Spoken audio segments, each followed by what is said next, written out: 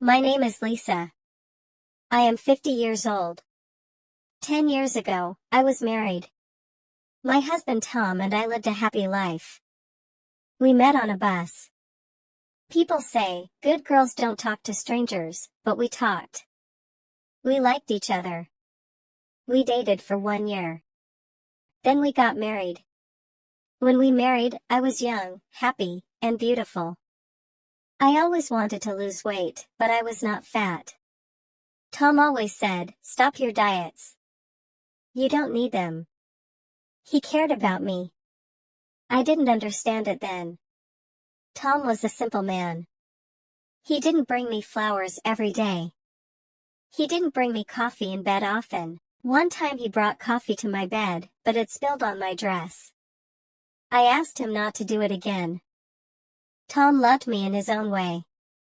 He went to work every day. He called me from work and said, Lisa, wear warm clothes. It's cold today. We had 2 sons. Tom taught them to respect me. At first, Tom worked as a builder. Then he became a manager. Later he started his own company. We built a house outside the city. Tom told me not to work. He said, take care of the house and the garden. I planted flowers. I grew fruits and vegetables. Our sons grew up. They got married. Soon we had a granddaughter. Her name is Emma. Tom loved Emma very much. One day our older son said he would bring Emma to visit us. But Tom said, I can't. I will work this weekend. I was surprised. I asked, why can't you come home in the evening? Tom said, maybe I will stay at my father's house. His words worried me. Something felt wrong. The next day, I drove to Tom's office. I didn't see him there. The security guard said, he is not here. Then I heard the guard's wife whisper, poor woman. Everyone knows, but she doesn't. I felt cold. I called Tom. I said, we need to talk. Tom came home. I asked, do you have another woman? Tom said, yes. I asked, will you leave or should I leave? Tom said, I will leave. He packed his things. Then he left. My world fell apart. I cried. I felt alone. My sons came to see me. They hugged me. They listened to my story. I told them, your father left me, but he is still your father. Respect him. Days passed. I felt sad. Nights were the hardest. I couldn't sleep. I lost weight. I didn't smile. One day my friend Mary came. She said, Lisa, come with me. Mary took me to a children's hospital. The children there had cancer. They were very sick, but they smiled. Their mothers stayed with them and cared for them. Mary said, Lisa, look at these women. They have real problems. Your problems are small. That day I changed. I started helping the children. I found sponsors to pay for their treatment. Helping the children made me happy. I smiled again. 10 years passed. It was Women's Day. I waited for my sons to visit me. Then the door opened. It was Tom. Tom looked old and tired. He said, Lisa, can I stay here?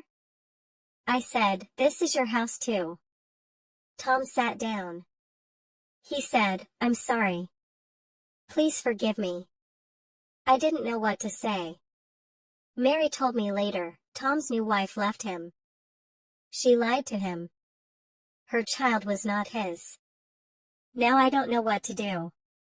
Can I forgive Tom? Can I forget the pain? Every day I think about it.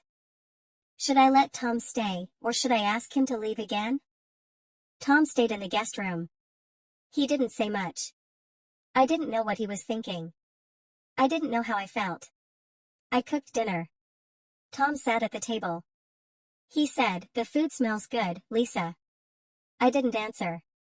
I just put the plates on the table. When we ate, Tom said, "I missed your cooking. No one cooks like you." I wanted to smile, but I didn't. I said, "You made your choice, Tom." After dinner, I washed the dishes.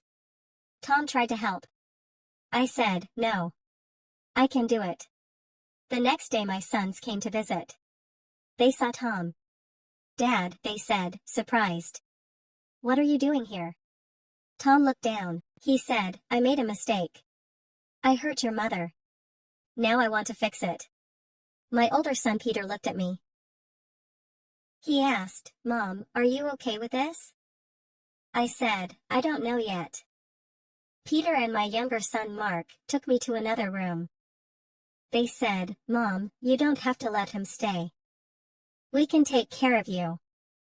I said, "I need time to think." That night I couldn't sleep. I thought about the past. Tom hurt me deeply, but he was also a good father. He helped raise our sons. He worked hard for our family. I asked myself, can people change? Can I trust him again? The next morning Tom was in the garden. He was fixing the fence. I watched him from the window. He looked older, slower, but he was working hard. I went outside. I said, "Tom, you don't have to do this." Tom said, "I want to help. This is still my family." I didn't say anything. I walked back inside. A few days later, Emma, our granddaughter, came to visit. She saw Tom. She ran to him and hugged him. "Grandpa," she said. Tom smiled. It was the first time I saw him happy in years. Emma said, "Grandma, Grandpa said he missed me. Can we all go to the park together?" I didn't want to go, but Emma begged me. "Please, Grandma. It will be fun." We went to the park. Emma played on the swings. Tom and I sat on a bench. Tom said, "Thank you for letting me come back, Lisa." I said, "I haven't decided yet, Tom." Tom nodded. "I understand. Take your time. I will wait." Days turned into weeks. Tom stayed in the guest room. He fixed things around the house. He helped in the garden. One day Mary came to visit. She said, "Lisa, are you okay with Tom here?" I said, "I don't know. I feel angry, but I also feel sorry for him." Mary said, "You don't have to forgive him right away. But maybe this is a chance for both of you to heal." That night I thought about Mary's words. Maybe she was right. The next morning I made breakfast. I called Tom to the table. I said, "Tom, let's talk." Tom sat down. He looked nervous. I said, "I don't know if I can forgive you, but I want to try." Tom's eyes filled with tears. He said, "Thank you, Lisa. I will do everything to make it right." We started spending more time together. We talked about the past. Tom said he was sorry many times. One day I told him, "Tom, I will forgive you, but it will take time. You have to prove that you've changed." Tom nodded. "I will, Lisa. I promise." Over time, things got better. We started laughing again. We became friends. I still don't know what the future holds. But I know this. Forgiveness is not easy. It takes time, love, and patience. Maybe one day our family will feel whole again.